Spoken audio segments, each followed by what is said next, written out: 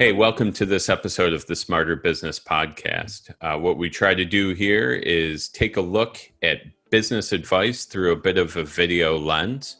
If you like what you hear, please subscribe, share with your friends.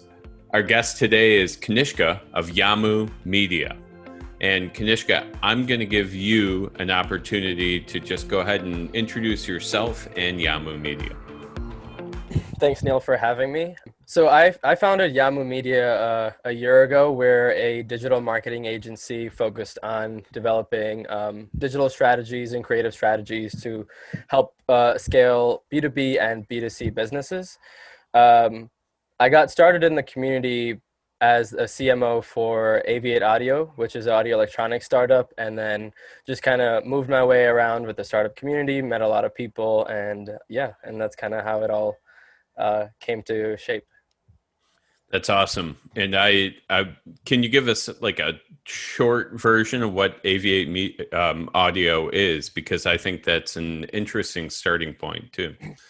Yeah, I think it was around my junior year of college, and I met these two awesome engineers that came up with an awesome product called the Air Patch, which is a wireless effects pedal controller for guitars. And I'm a guitarist myself, and so it was a good synergy. I got involved with them and helped them develop like a level of marketing plans and such. And it was a good entry into using the marketing skills that I already had. Awesome. Now back to YAMU. If you had to describe what you do in one sentence, and you kind of went through and gave a list, but right down to the kernel of it, do you help clients find customers, that type of thing, Yeah. So YAMU Media develops and implements digital growth strategies using Google Ads, Facebook ads, other online marketing tools to find the ideal customers for your business. Awesome. And now let's talk just a little bit about how you got to the point where you founded Aviate and then YAMU. I saw in the bio on your website that you're from the United Arab Emirates and you ended up going to UB. How did that kind of connection happen? So I'm actually ethnically Sri Lankan, but I grew up in Dubai. And I think there's a funny story. I applied for college here in the States, and I thought I was going to New York City and ended up in Buffalo because didn't realize how big New York State was. But, happy accident, happy to be here. But yeah, I moved here for college. My journey into marketing started in Dubai because my mom and my dad both own businesses there, and they weren't doing so well. So I had to kind of step up, learned almost everything I know from YouTube and Google and Reddit and all that. So just kind of worked on that for a few years and helped their businesses. And then by the time I was in my junior year, I had a lot of experience, and then I had kind of the ability to help Aviate Audio with their marketing, running ads and such. So that's kind of how I got involved and moved here from Dubai. Awesome. That's actually not the most uncommon story, right? Of, hey, we're going to New York, right? From somewhere far away, and you end up 6-hour drive from the city itself, right? But you're still in New York State. Yeah, it's interesting because like the whole country of the United Arab Emirates can fit twice in New York State. Right. So like the just the physical space, like you can't comprehend how large America is until you're here. Well, and it happens within America. I've once had an argument with a cab driver in Houston who was convinced that Buffalo was a suburb of New York City, even though, I clearly was coming from there. So I don't know, figure it out. People have their own ideas, Yeah. But yeah, the scale is crazy, right? Just it's a huge country. And yeah, Buffalo's at the far end of the state. You got the falls, though. That's our iconic.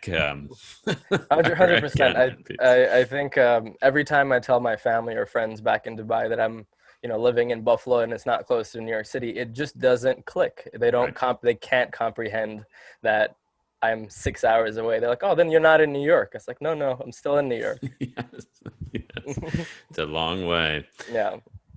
Well, that's awesome. And what else I noticed in your bio is we have very similar degrees. I've got a media arts degree, minor in graphic design. You've got the, what was the digital media? Digital media degree. Awesome. Same thing. That's cool. Yeah. And we're on, there's a lot of different things you can do with that degree, It's right? So, it's interesting because when I came to college, I came here for astrophysics, and then moved my way into marine biology and then business. I honestly just had no idea what I was doing, and even till my last year, and somebody said, "Oh, you need two more classes in the media studies program to graduate," and I was like, "Oh, that makes sense. I know what I want to do, and so I gotta think it, graduate." I think it might be a degree that sometimes happens in too, right? Where, um, I don't know. It's kind of fun, and you do some of the more serious degrees, and you end up in media arts, right? So, Yeah, and I don't think I didn't think I would ever use my media degree. I didn't graduate from college thinking I'm going to start a marketing agency. I enjoyed being in startups and just thought that was my direction. And and in hindsight, it was the best degree I could have gotten because now that I'm in this marketing space, I'm pulling from the classes that I went to. I'm like looking over notes that I had before. I'm hitting up professors that I used to talk to. So and then in the end of the story, it was a good decision. nice, excellent. Let's see. I'm going to go back to my notes here. I think we're going to talk a little bit about just business versus COVID because it's been such a disruptive force for everyone. How is YAMU Media faring kind of with COVID in place? So actually, so YAMU Media was born out of COVID. Okay. So it's we I would say obviously that would mean it was good for us to a Yeah. certain degree. I was just freelancing doing marketing work for startups in the Buffalo space, and I all of a sudden just had an influx of clients, and then I needed to build a team. It was interesting because I just kept meeting a lot of talented freelancers working on different projects for people. So I kind of called everyone and said, "Hey, listen, we have a lot of cool stuff to do, and we've been collaborating anyway. Let's kind of get together and then let's do this." And then that's kind of how YAMU Media was born in COVID-19 because there's this huge demand, or let's say not even demand. People were lost. They didn't know how to take the next steps, and the one thing they knew was that there is a step in the online space. So there was a huge demand there, and then we just kind of stepped up to that. Yeah, that makes a lot of sense, right? Like the space is so unknown to certain businesses, and if you can give that helping hand to help them kind of navigate it, folks who were traditionally offline or a little less invested in digital, that's really helpful. So, have you had a lot of success then, kind of, helping folks remain relevant or generate sales during this time period? Yeah, it's that from a marketing end, the ad buying is really a lot cheaper. There's a lot more visibility, so just overall conversions for almost all of our clients are doing really well. Um, so it's yeah, it's a really good space. Another thing I think that helped a lot of companies to make in COVID-19 is a huge block that I've found is decision making. Like trying to decide what channel to use, and you waste so much time and burn so much money just waiting to decide. And once this happened, now you have one choice: you have to go online, and you have to be aggressive or you don't keep up, right? So the choice was made. Now it just made it, I think it made anybody that committed to the decision a lot easier. I like that. Yeah, it makes a lot of sense, right? That's what we're finding a lot with folks who are coming into the creator network and everything is like there are some business disciplines that literally your only option is like what we're doing now, right? Move it to Zoom, move it to some other digital format where you can still kind of complete the work that you've been doing, but do it in a way that doesn't involve travel, doesn't involve a lot of people in one room, and so on. So, I think it opens a lot of doors for businesses they didn't have access to. Their market is now no longer limited to their community and network. It's expanded. yeah, I would say for our business, that's one of the benefits. Is we took the pivot and we're trying to do the creator network and kind of enable people to create some of their own video content. And the biggest benefit of that kind of pivot is the much wider market, right? Like Buffalo is not a huge town, right? No. It's Yeah. it's a smaller city, and you can I don't know if you max it out, but you're bumping up against other people, and you're trying to get enough business to do your own thing. You Yeah. blow the doors off, it's much better, right? I So think also it provides a learning opportunity, like just from my business, right? 60 to 70% of my clients are not in Buffalo. And this gives me a range to like test marketing strategies in different areas and learn what are the common denominators between strategies. And just I think for any business, even our own clients, I'm noticing they learn at a faster rate and at a more aggressive rate because they have a wider market that they're testing. yeah. Yeah, that's a good point, right? Yeah, it helps with kind of generating that data that can help you further make decisions and adjustments. So 100%. awesome, awesome. What has changed because of COVID? I think everything. I think there's nothing that stayed consistent. um, I think a lot of people got the opportunity to reinvent themselves and their businesses and kind of reposition themselves. One of the most tangible things is, I think, a much more deeper connection and relationship with the people you work with, because now you're having more direct conversations through Zoom. You're jumping on for an hour, half an hour, and you're just going to talk about what's important, and you're not going to talk about the weather. You're not talk about coffee. You're going to be more personal.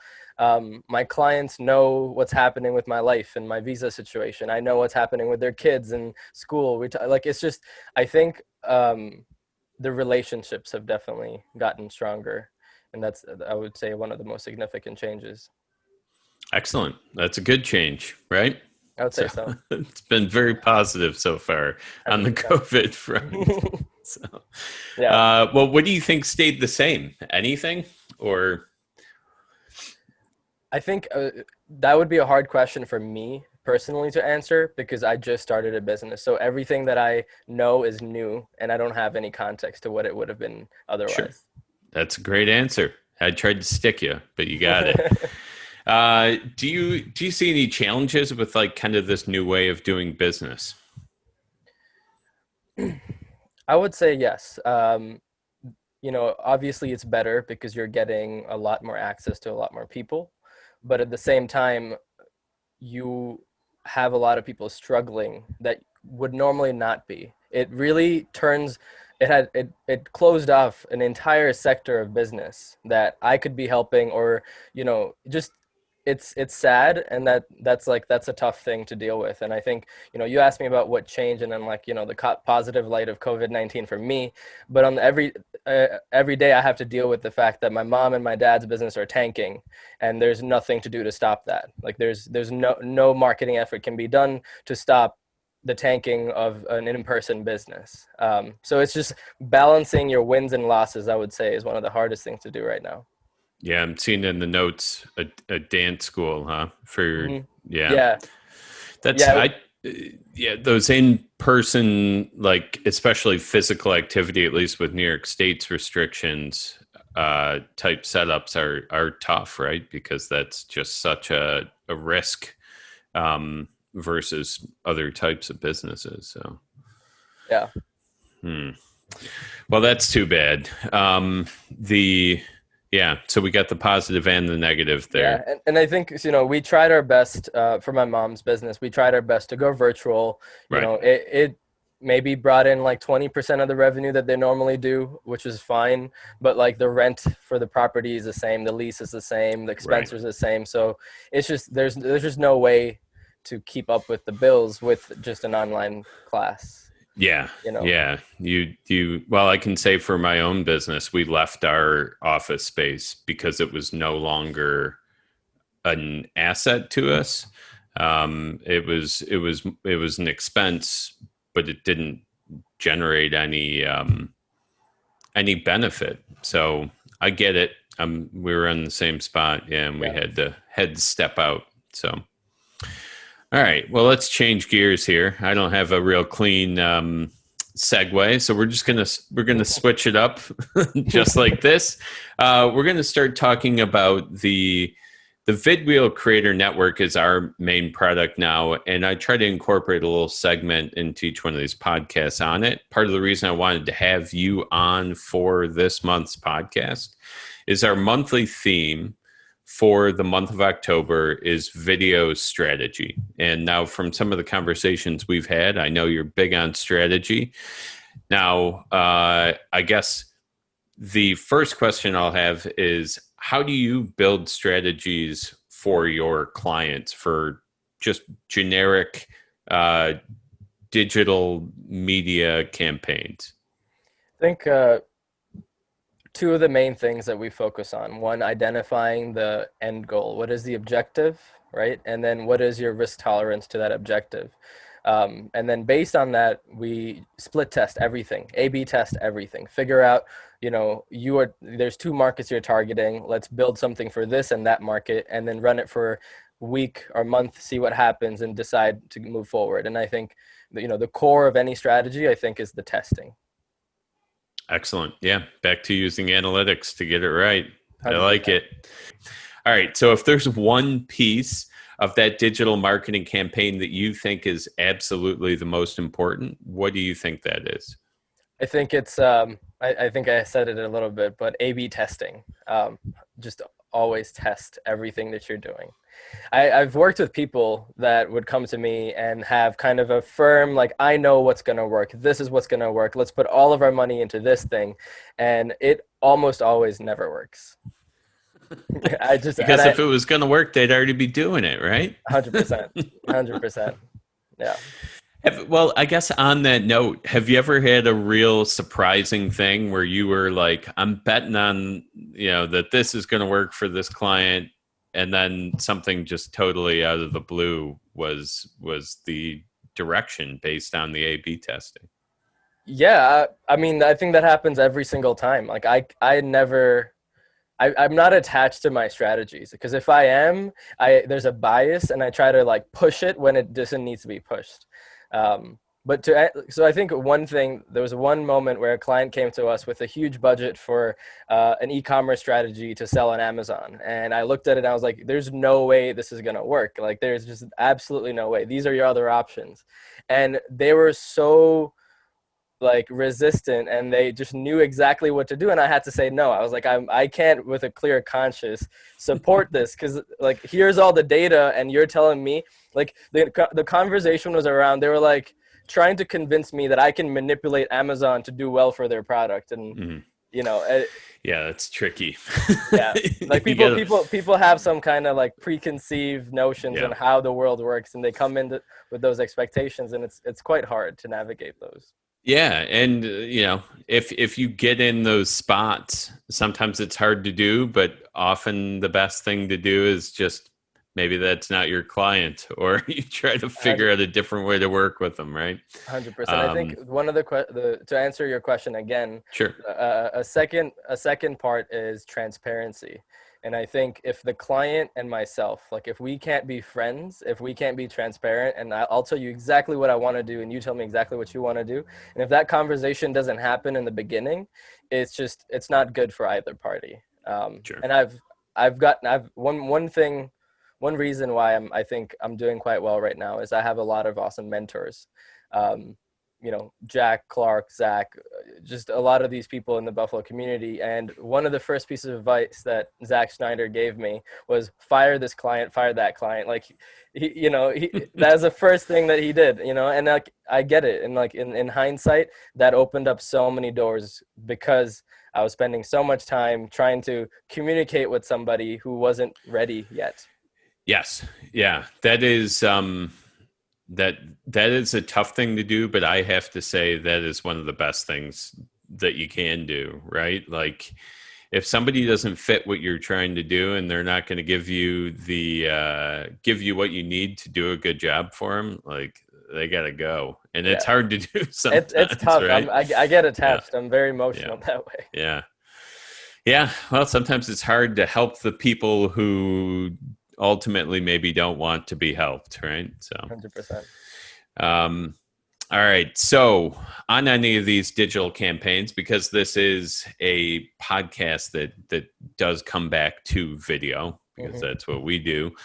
Do you do a lot of strategy that's tied to video, or is that a medium that ends up in your digital strategies at all? Yeah, video is a big part of our ad campaigns. YouTube, Facebook ads. We test them against pictures and other graphic components, videos against each other. So yeah, we definitely focus a lot on video stuff. That's excellent. Do you, we always try to tell people that it's a very effective medium. Do you agree? 100%. Yeah. It now again back to whenever you're coming up with a strategy, identifying the goal first, right?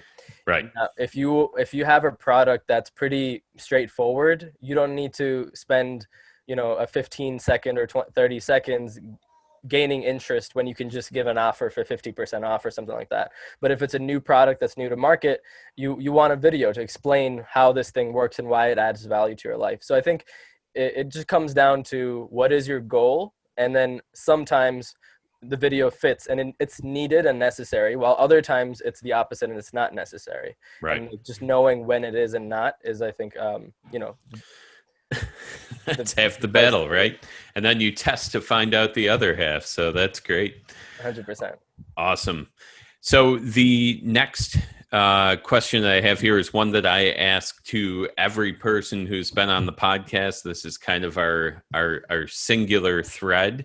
It's called the Smarter Business Podcast. What is one thing?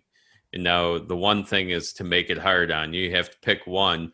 What is one thing that you've done that has made your business or your client's business smarter?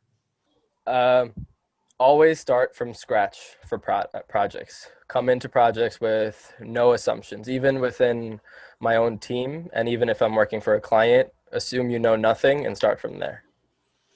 That's great advice. And then you get to go down the whole journey of discovering what they need with fresh eyes, right? I would imagine that's the kind of the logic behind that, right? 100%. I think it's, every person, as similar as we look, is different from each other. And it's the same thing with businesses. And like, if you go in to a relationship, like the same way you handled your last relationship, you're not going to do well. This is a new person. Yeah. And now, I guess on that note, do you ever find success trying to really target very similar clients so that you get rid of some of that translation there, right? Or the rediscovery? See, that's interesting. I'm at that phase right now where that's a decision that I got to make, but I'm leaning against that. From my personal background, I've learned a lot by being part of so many different industries. And when you stick to one, you're not creatively pushed as much, because now you get into the flow of making assumptions. And I don't want to become that person that makes assumptions, because your market changes all the time.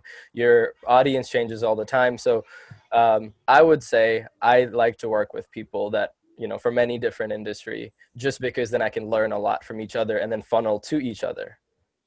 Yeah, I think it is always you're saying you're hitting that question mark now. That's a question that most businesses have to deal with at some point. And it can be a balance between like the kind of predictability of knowing a little more about a client before you start working with them, and the either, like you said, kind of lack of growth, but also like there's a level of monotony to doing the same type of work over and over again that I think can sometimes, especially the folks with creative degrees, it can wear on them a little, right? So I think it does come down to your intention with your own life, where if you are trying to make a lot of money, you probably do want to niche down and pick one industry so you can just, bang them out as fast as possible. But if you're looking to kind of develop yourself, which is where I'm at, where I want to learn as much as possible, then that's why I would focus on different places. That's an excellent description of it. That's a good way to look at it. Well, that's awesome. I think we're looking good in terms of how much content we got here. So I'm going to ask the one last question that I ask in every interview. This goes from, testimonial interviews to these podcasts. do you have anything else to add? I always ask just an open-ended, did we miss anything? Is there anything that you feel like could contribute to this conversation?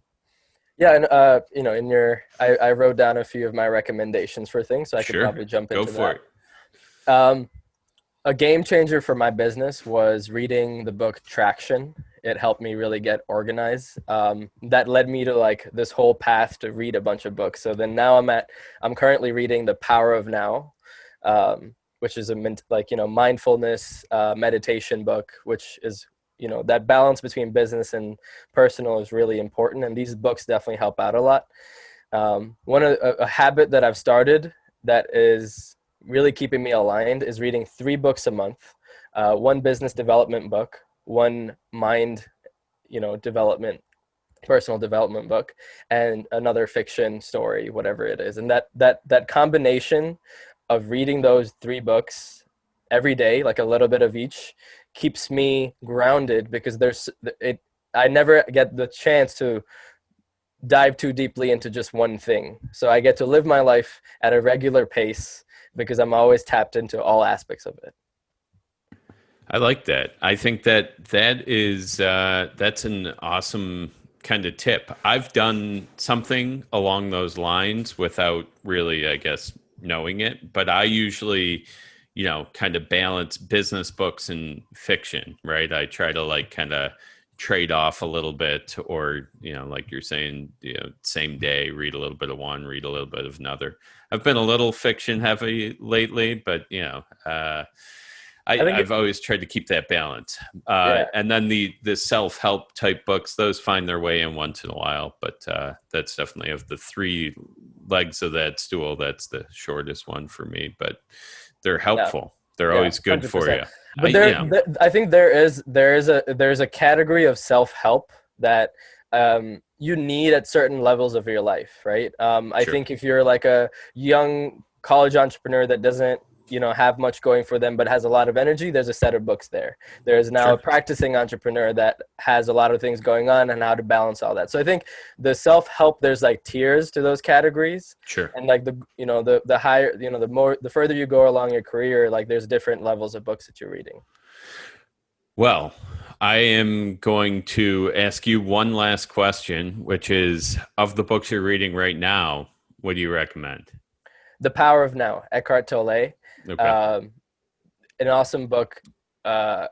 Probably top 3 books I've ever read in my entire life, and I'm probably going to try to read a little bit of it every month over and over again, because it keeps you in that. The one idea that I love a lot in that book is the idea of being present in everything that you do. And I think as an entrepreneur, you're always thinking about the next step and your Sure. past failures, and like you're always trying to learn, or you're always trying to develop, trying to do the next thing. But this book helps you remember to stay present in the moment and appreciate what you've already done and where you are. Excellent. And the one I always recommend to people, have you ever read Cam Newport's Deep Work? I haven't. Gotta Oh write that yeah, down. write it down. I love that book. It's very good, especially in this like super, or I guess maybe I'm projecting a little. This is my life, but this super fragmented like kind of reality that we live in right now. Like we talked before we got on air, I've got the kids running around. We've got, virtual kindergarten, trying to do the business stuff. We're doing house stuff and everything too. And it's just like, you're getting pulled in a million directions. It used to be easy. You go to the office, you think about work stuff, right? Oh yeah. It's not that easy No, it's anymore. not. No, not at all. Yeah, Deep Work, definitely worth a read. Yeah, I would definitely want to check it out. Yeah. All right. Well, I am going to let you go, and this would be the time where we usually would shake hands, so we've taken to just a little wave at the end of these. Thank you very much for giving the time. Thanks for having me, Neil. This is wonderful. Yeah, it was awesome insight. So I really appreciate it. And anybody who has consumed this episode and wants to see more, you can go to smarterbusinesspodcast.com and you can see the full catalog. And if you like this, please review or share this episode. Thank you.